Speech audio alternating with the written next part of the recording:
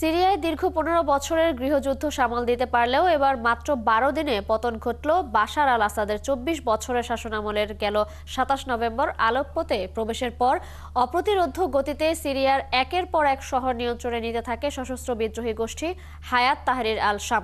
তবে কী কারণে এত দ্রুত পতন ঘটল সিরিয়া সরকারের? বিস্তারিত মনিরুজ্জামান বাবুর প্রতিবেদনে।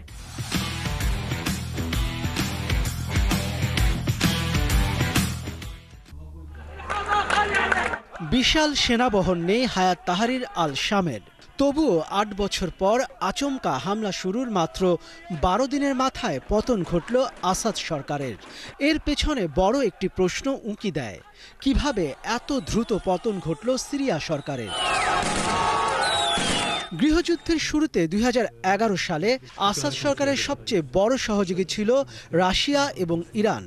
রাশিয়ার বিমান এবং হিজবুল্লাহর সেনাবহরের সাহায্যে বিদ্রোহী গোষ্ঠীদের পিছু হটাতে সাফল্য পেয়েছিল সরকার, ঘুরিয়ে দিয়েছিল যুদ্ধের মোড়। তবে ইউক্রেন, রাশিয়া এবং ইসরায়েল হিজবুল্লাহ যুদ্ধের কারণে এই বড় দুই মিত্র শক্তির সহযোগিতার অনুপস্থিতি বিপাকে ফেলে আসাদ সরকারকে। এর সঙ্গে যুক্ত হয় সশস্ত্র বাহিনীর কার্যকারিতার অভাব।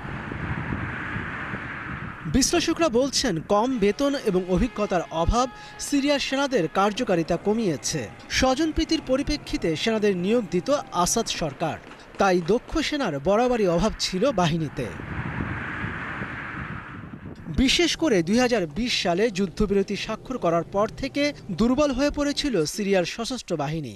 তাই আচমকা এই হামলার মুখে রুশ এবং হিজবুল্লাহর সেনাদের সাহায্যের অভাবে তাদের প্রতিরোধ ব্যবস্থা মারাত্মক দুর্বল হয়ে পড়ে। এছাড়াও ২০১৬ সালে বিদ্রোহীদের দেশ থেকে বের হয়ে যাওয়া এবং ২০২০ সালের যুদ্ধবিরতি সিরিয়ার প্রতি পরাশক্তিদের মনোযোগ কমিয়ে এনেছে। এর মধ্যে আসাদ সরকারের পরিকল্পনার অভাব এবং প্রশাসনের দুর্বলতা অনেক আগেই ভেতর থেকে ক্ষয় করে দিচ্ছিল আসাদ সরকারের গদি।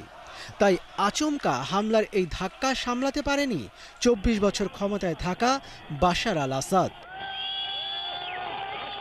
মনিরুজ্জামান বাবু, ৭১।